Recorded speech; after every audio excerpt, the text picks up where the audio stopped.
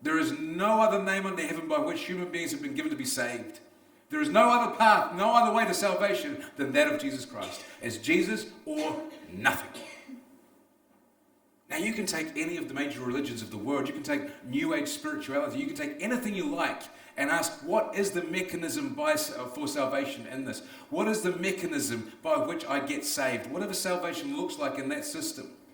You can ask, what is the mechanism? And I will tell you straight up, it is works.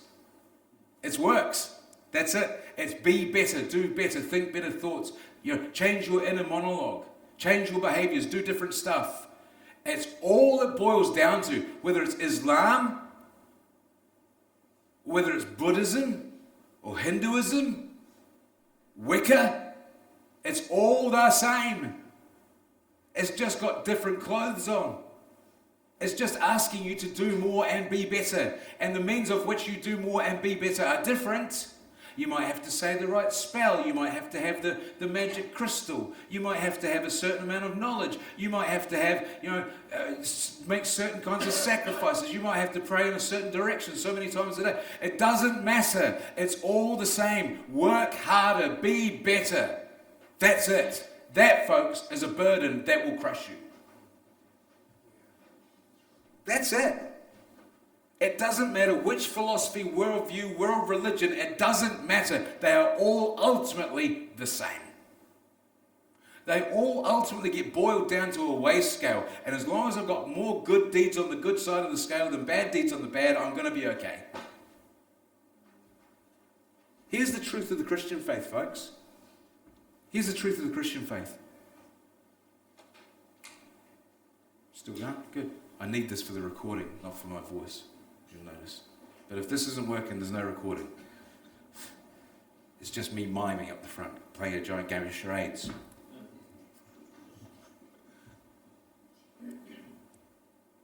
Everything gets boiled down to a weigh scale.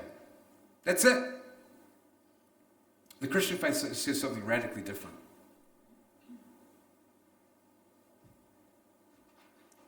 Christian faith says that God is the creator of everything that has come to exist. Everything that has come to exist was created by God. Everything that has life has received it from God. God is the source of all life.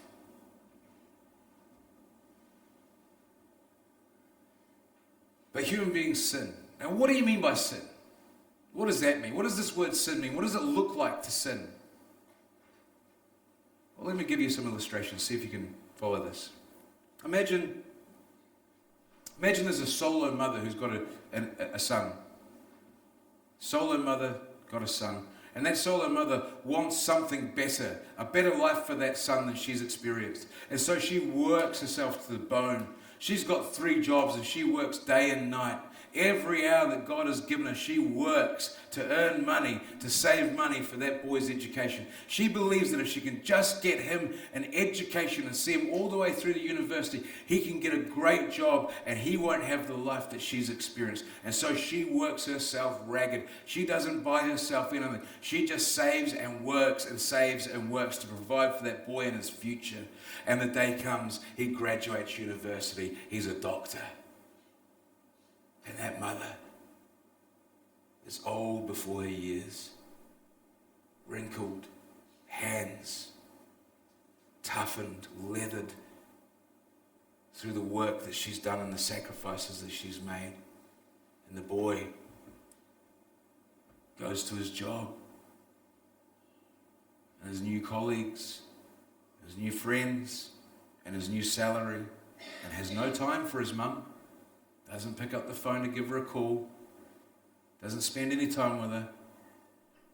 Doesn't even say thanks. Thanks for all the work that you did, Mum. Thanks for all that you sacrificed for me. He doesn't honour her. I am only here because of the work my mum did. If it wasn't for my mum, I wouldn't be here. He doesn't do any of that. He just goes to his new job, earns a potload of cash, enjoys a fruitful lifestyle of lavish luxury, new friends, new home, new car, forgets about his mum. What do you make of that? Wouldn't you go, an injustice has taken place here? Oh, that's unjust. After all she's given for him, after all she's done, all she's sacrificed, it's unjust. An injustice has taken place. Wouldn't you feel that? Wouldn't you? Wouldn't you feel that that's an unjust son? Well, think how much more God has given for us. Every breath you take is a gift of God's mercy and grace. Every beat of your heart is an act of mercy through the God who loves you. Every gift, talent, ability that you have has been granted you by God. God has formed you, knitted you together in your mother's womb, is what the scripture says. He's made you with a design and a purpose to be uniquely you. And everything we have has come from him. And we don't honor him. We don't give him thanks. We don't spend time with him. Now, if an injustice has taken place between that son and his mother, a far greater injustice has taken place between us and our God, right? Right? But it's worse than that. Because not only does the boy not thank his mother and not honor her for the sacrifice he's making, but in interviews, because he's the next best thing, he's the bright young rising star in the medical profession, in interviews he talks about how hard he worked at school. He came from nothing and he worked his way up to something. But he pulled himself up by his bootstraps and he made something of himself. He's a self-made man. No one gave him nothing. The world gave me nothing. I got here all by myself. And his mum watches the television and goes, really? Did you? Where would you have been without me? Where would you have been without my sacrifice? Where would you have been without my hard work? You got it all yourself? Oh, really? Who was wiping your bum when you were a baby? Who nursed you when you were sick? Who patted your fevered brow? Who came and comforted you when you were screaming and crying in your bed after a night of nightmares? Who looked after you when you fell down and hurt yourself? Who was watching you when you broke your arm? Who went to your school every day to make sure that you had your lunch and you had your jersey and your jacket so you'd stay warm? Who paid for you to do all the things that you did that got you to where you are? You didn't. I did. See, that man, that boy, he made a god of himself. He made a god of himself. I did it my way. On my own. By myself. By my strength. I should be acknowledged for this. I should be celebrated. I should be applauded.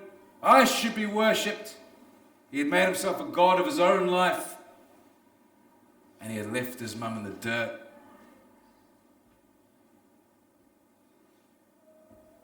That's what we've done to our God. We want to have everything our way. We want the entire world to serve us. To meet my needs. To stroke my emotional needs. So that I feel good about me. And I get what I want. In fact, we are so determined to be the gods of our own little universes in our lifetimes that we try and reorder all of reality in order to have everything our way. We will go to such lengths so that we will mutilate our own bodies in order to identify ourselves the way we feel. And we expect the entire universe to suddenly recalibrate itself around our feelings. Arrogance, pride, boastfulness. Why should everything and everyone serve my emotional needs and meet my feelings? Reality be damned. We want to be the gods of our own worlds. We want to be the gods of our own lives. And we will not acknowledge God as the true God and creator, designer, and sustainer of all life. It's an act of idolatry. You see, an injustice has taken place. We don't acknowledge, we don't honor, we don't thank.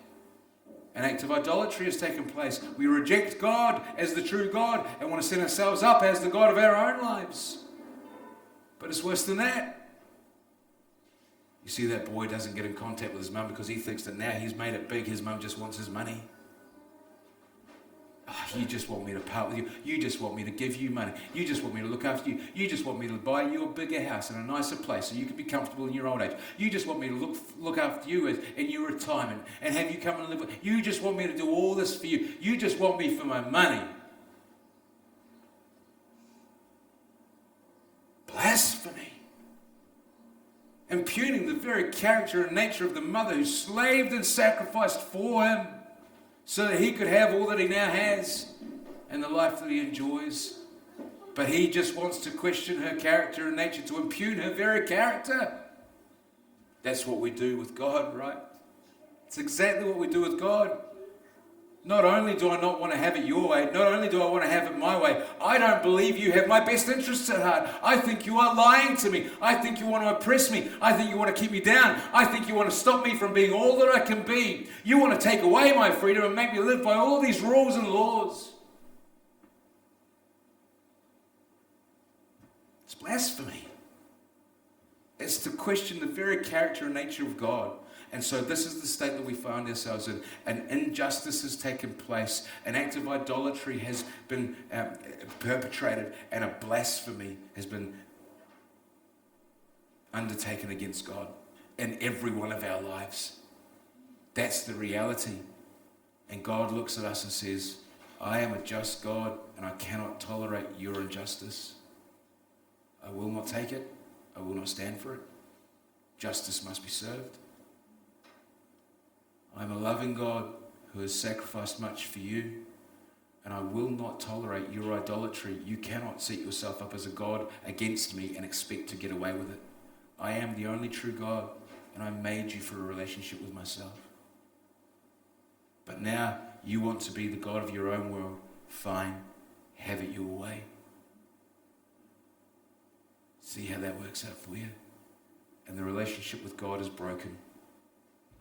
God says, go your own way, and he lets us walk off to do our own thing. But there's a reality to that. God is the creator of all that has come to exist. God has, everything that has life has received it from God. God is the source of all life. To be separated from God is to be separated from the source of life. If you are separated from the source of life, death is the result. That just follows, right? That just logically follows. If you are separated from God, you are separated from the source of life. To be separated from the source of life is death. And here is why the Christian faith is different to every other worldview, philosophy, religion you care to mention. Every other worldview, philosophy, religion you care to mention is the weigh scale. Do more good than bad, you're okay. The Christian faith says that even if you do all the good deeds you could ever possibly do in your life, even if you were given eternity to do all the good deeds they could ever possibly do, the bad deeds in that weigh scale would outweigh every good deed you could ever possibly do, even if you were given eternity to do it. Why? Because that one bad deed was a reflection of the true nature of your heart, and you wanted to perpetrate an injustice, you wanted to set yourself up as God, and you blasphemed the character and nature of God, and you've become separated from God, and now you are dead. That one act revealed your heart, and now you are separated from God and dead as a result. That sin killed you. Stone dead. But I'm alive, you say. What do you mean I'm dead? Anyone here like bananas? You go to the supermarket, there's certain kinds of people, right? People that buy green bananas, right? And there's people that buy when they're nice and yellow. Beautiful, radiant yellow, and there's those that buy them when they're a little bit browning. I don't know which banana lover you are, all right? But if you buy bananas, they're all dead. They're all dead. The bananas are dead, right? Now they still go through a process of maturing. They still go through a process of ripening as they move from green to yellow to brown and rotten and into banana cake, right? Or into the freezer to be made into banana cake in another year and a half's time, if you live in my house, or to go into the freezer to survive the banana cake and end up in the bin, right? So, but those bananas, they are dead. They were cut from the vine. They were cut from the banana plant, and they died the second you did. They're still mature, they're still ripen, but they're still dead. Don't get confused. We're in the same boat. We're like bananas. We've been separated from the vine, separated from the source of life, dead as a result. We still ripen, we still mature, but we are every bit as dead as that banana. Separation from God has killed us. So here's the good news of the gospel of Jesus Christ. Jesus comes into the world. God enters into human existence, into human life, into the world we live in, into the filth in which we live and walk. And he lived his life in perfect obedience to the law. He fulfilled it in his life. And then he died in accordance with the law. The lamb was sacrificed, the blood was spilled, and the Passover was achieved, that whomsoever should believe in him shall not perish but have everlasting life. Why? Because he was put forward as a propitiation for us. What does that mean? That means that Jesus stands between us and God.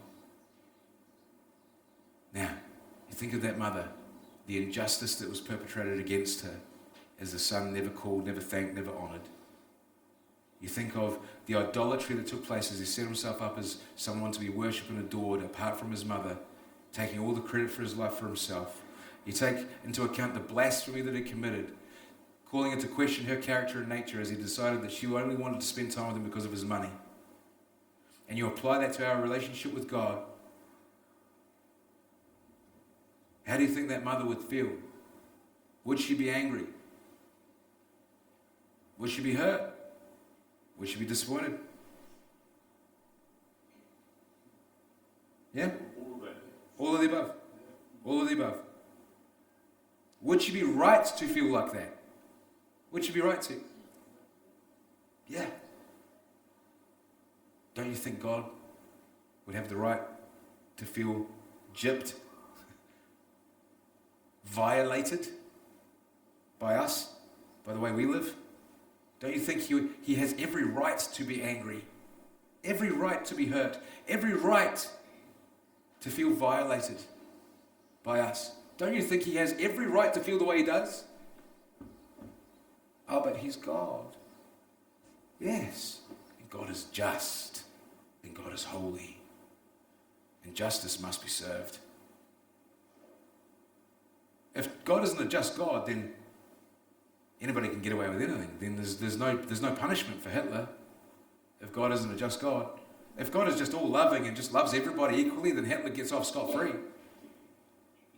Mao Zedong gets off scot-free. Stalin gets off scot-free. There's no judgment. There's no justice to be served. There's no payday someday. There's no one to answer to. You can just do whatever you like and get away with it. Doesn't matter. I don't know about you, but I take comfort in the fact that there's a just God. That there is going to be justice. Justice will be served. And we might not see it in this life, but those who deserve justice will get it. Justice will be served. It's payday someday, and God will have his way. God is a just God. But if I'm honest, in the way I've lived my life, and the hurt that I've caused others, and the hurt that I've caused myself, and in the damage I've done to my relationship with God, I am worthy. I'm deserving of his judgment.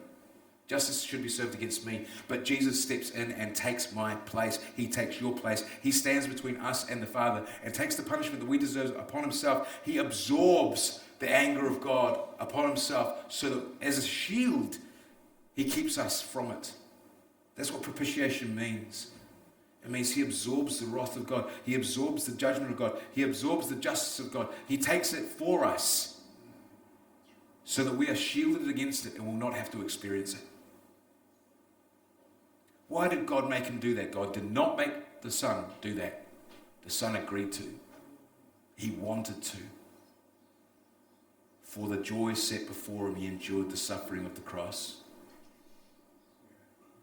He did it because he loves us.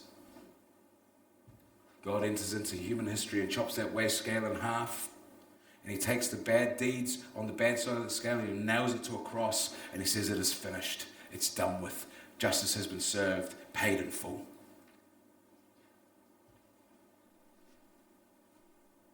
So justice has been served. The judge has spoken. Sentence has been passed. We, the guilty, get to go free because God is just and he is the justifier of sinners like you and me through faith in Jesus Christ. All you got to do is put your trust in Jesus and say, I believe that Jesus has done this on my behalf. I believe he has taken the wrath of God upon himself. I believe that his sacrifice on that cross was enough to cover all of my sin and my shame and my brokenness. And now I can live a new kind of life because of what he has done. That's the gospel message. It's not about doing. It's not about laws. It's not about religion. It's about faith, which is about trust. Not trust in a system or a philosophy or an idea, but trust in a person. His name is Jesus.